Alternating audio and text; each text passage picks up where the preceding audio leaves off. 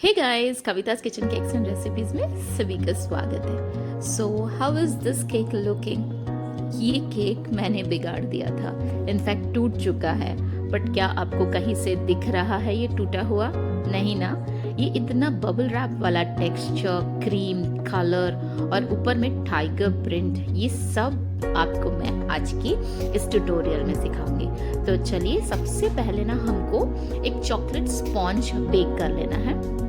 मैंने एक छोटा सा टिफिन है, उसमें मैंने इसको बेक कर लिया। तो क्लाइंट ने कहा था, एक दिन पहले भी मैंने ऐसा ही बबल रैप टेक्सचर वाला केक बनाया था किसी को गिफ्ट करने के लिए। उन्होंने वो देखा और उन्होंने कहा कि बच्चों को खाना है ये चॉकलेट केक, तो आप बना दीजिए, लेकिन वेट बहुत ज़्यादा नहीं चाहिए, बस दोनों बच्चों को सफिशिएंट हो जाना चाहिए। तो मैंने कहा चलो ठीक है, छोटा सा केक मैं बना देती हूँ। तो ये मैंने 3 लेयर्स में कट कर लिया। और ये स्टेप्स आप स्किप मत करिए, बिकॉज अगर आप सिर्फ देखना चाहते तो मैं बोलूँगी कि मत देखिए, आपको सीखना पड़ेगा ये सब चीज़ें। और चॉकलेट स्पॉन्ज को सोकिंग ज़्यादा करनी होती है, ये बहुत ज़्यादा ड्राई होता है, तो आपको सोकिंग अच्छे से करना है। शुगर सिरप, और ये मैंने डाल दिया थोड़ा सा chocolate syrup on the top. Chocolate cake है तो लॉट्स ऑफ चॉकलेट तो रहेगा ही। मैंने क्रीम में अवॉइड किया, बिकॉज बाद में मुझे फिर दिक्कत हो जाती है उसको कुछ डेकोरेट करने के लिए, या फिर और 1-2 केक्स मेरे पेंडिंग रहते हैं मुझे, इसलिए 2-4 क्रीम बना के नहीं रखना होता है। मैं वाइट क्रीम ही प्रेफर करती हूँ। तो ये मैंने ले लिया, हल्का सा मैंने पाउडर्ड शुगर उस सिरप में मिक्स किया है, शुगर वाटर में, और उसी को मैं सोक करती हूँ। और बॉर्डर्स में कोशिश करें, और ऑलवेज पहले साइड्स कवर करना है, टॉप को आपको बाद में ही करना है। आपका जितना भी साइड है उसको पूरा आपको कवर करना है। ये डाल दिया मैंने शुगर सिरप, फिर से अच्छे से भर भर के, आप चाहे तो यहाँ पे चोको चिप्स भी डाल सकते हैं। अगर आपका केक टूट गया है ना, तो आप यहाँ पे इस वक्त जोड़ सकते हैं, और केक कटिंग के वक्त पता भी नहीं चलेगा। तो ये at the corners, because corner से ही केक कट होता है, तो वो it should be very smooth and soft and easy to cut, है ना। तो यहाँ पे सोकिंग थोड़ा ज़्यादा करनी होती है। तो ऑन द टॉप लेयर मैंने लगा दिया क्रीम, और इसको क्रम कोट करने मैं रख दूंगी इसको फ्रिज में फॉर अबाउट 10 मिनट्स। मेरे लिए 10 मिनट सफिशिएंट है। तो ये मेरे प्रीवियस चॉकलेट मैंने बनाया था कल ही, उसी बाउल में मैंने और चॉकलेट ले लिया। Any of your chocolate compound, उसको 30 सेकेंड्स के लिए मेल्ट कर दीजिए। तो ये देखिए, ये एक बबल रैप है, जिसके वजह से मैं टेक्सचर क्रिएट करने वाली हूँ। तो मैं अपने अकॉर्डिंग, केक टिन के साइज़ के अकॉर्डिंगली मैं मेजर करके ले रही हूँ। ये चॉकलेट मेरा मेल्ट हो चुका है। गरम गरम चॉकलेट प्लास्टिक पे पोर ना करना, तो इसको थोड़ा सा ठंडा होने के लिए मैं साइड में रख दूँगी। और ये देखिए, तो ये है, मैं अपना मार्किंग कर रही हूँ। तो इन सबको प्लेटफॉर्म को हटा देते हैं। अच्छे से बबल रैप को मैं क्लीन कर लूँगी, और मेरा चॉकलेट भी ठंडा हो चुका है। अब करना क्या, ये पूरा जो चॉकलेट है ना, इसको आपको पूरा इस बबल रैप स्ट्रिप पे आपको स्प्रेड कर देना। याद रखना है, बहुत थिक नहीं रहना और बहुत थिन भी नहीं रहना। थिन रहेगा ना तो टूट जाएगा। यही मुझसे मिस्टेक हो गई, शायद थिन है, थिन नहीं, लेकिन मुझे लगता है चिल्ड नहीं हुआ था। खैर, आगे की स्टोरी बाद में बताती हूँ, आगे हुआ क्या देखिएगा। तो ये मैं अच्छे से ना पूरा चॉकलेट अच्छे से लेके मैं पूरा स्प्रेड कर रही हूँ। थोड़ा सा थिक लेयर है, बहुत थिक तो हम रख नहीं सकते, तो अकॉर्डिंग टू द प्राइस आपको उसकी लेयर रखनी है। तो ये अराउंड मैंने इस केक को कितने में बेचा, आगे बताती हूँ। और एंड तक ज़रूर देखना वीडियो, कि क्या क्या डिज़ास्टर्स होते हैं, हमको एज अ बेकर क्या क्या इम्प्रूव करना है। तो ये मैंने कर दिया टैप, और देखिए डीप फ्रीज़र में मैंने रखा इसको सिर्फ कुछ सेकंड्स के लिए डोर ओपन करके ही, और ये सेट हो गया।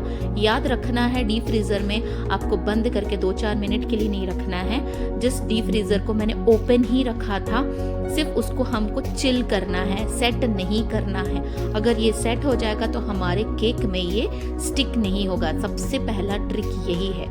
ठीक है, अब मैं साइड्स को कवर कर लेती हूँ। अगर ज़्यादा कवरिंग नहीं भी होगा तो चलेगा, बिकॉज हमको इसको पूरा चॉकलेट से इसको रैप करना है ना। टॉप का अच्छे से स्मूथ फिनिश ला लेते हैं। एक्चुअली टॉप में भी मैं कुछ एक्सपेरिमेंट आज फर्स्ट टाइम करने वाली हूँ।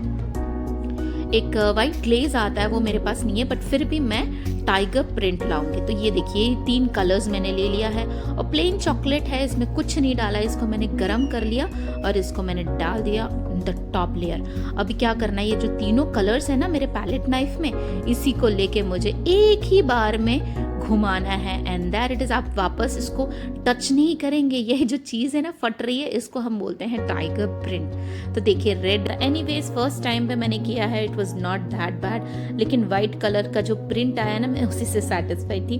फर्स्ट टाइम मैं ट्राई कर रही थी, तो इसको मैंने इसी तरह से स्प्रेड कर दिया और जितना भी मेरे पैलेट नाइफ में लगा था उसको अच्छे से मैं इसी को कोट कर लूँगी। तो देखिए जो मेरा बाहर रखा हुआ है ना बबल रैप चॉकलेट का, उसको अब हमें रैप करेंगे। तो सबसे पहले आप टिश्यू से अपना केक बोर्ड क्लीन कर लें और ये देखिए अभी इजीली ना ये शेप लेने का है। अगर एक बार शेप ले लेगा तो आप इसको सेट नहीं कर सकते। इसको रख देंगे हम 10 मिनट के लिए फ्रिज में एंड आफ्टर दैट इसको निकालूंगी। तो ये देखिए अब धीरे धीरे ना नाइफ की हेल्प से कह लो या फिर आपको धीरे धीरे सब कुछ यहाँ पे रिमूव करना है, बहुत आराम से पेशेंसली करना है।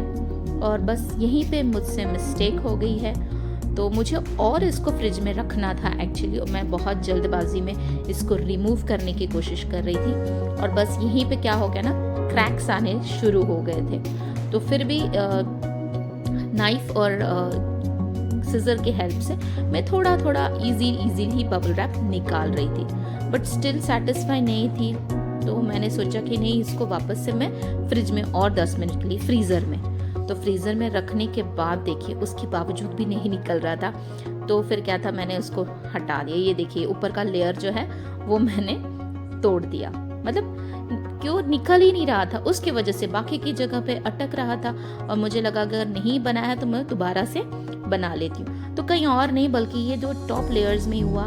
तो भाई हम बेकर्स इमीडिएटली क्या करते हैं ना, पाइपिंग बैग में कलर वाला, तो मैंने यहाँ पे ब्लू कलर का मैंने क्रीम विप कर लिया, कलर बना लिया और उसको रोजेट वाले नोज़ल पे नोज़ल लेके मैंने इसको फिल कर दिया। और यहाँ पे जहाँ जहाँ मुझे लग रहा था टूट चुका है एक्चुअली, मैंने वहाँ इसको डेकोरेट करना स्टार्ट कर दिया, बॉर्डर्स भी दे दिया। फिर मुझे लगा ब्लू कलर ना बड़ा ऑड सा लग रहा था, तो इमीडिएटली मैंने कहा नहीं, बॉर्डर दे दूंगी, ऊपर भी दे दूंगी, तो पूरा ना फिनिश वाला केक लगेगा। एज इफ क्लाइंट को तो पता भी नहीं चला था। एंड यकीन मानिए केक तो बहुत ज़्यादा सुंदर था। क्लाइंट का इमीडिएट रिस्पॉन्स आया, the cake was very delicious and yummy and kids love it. तो बहुत अच्छा लगता है ये सब सुन के।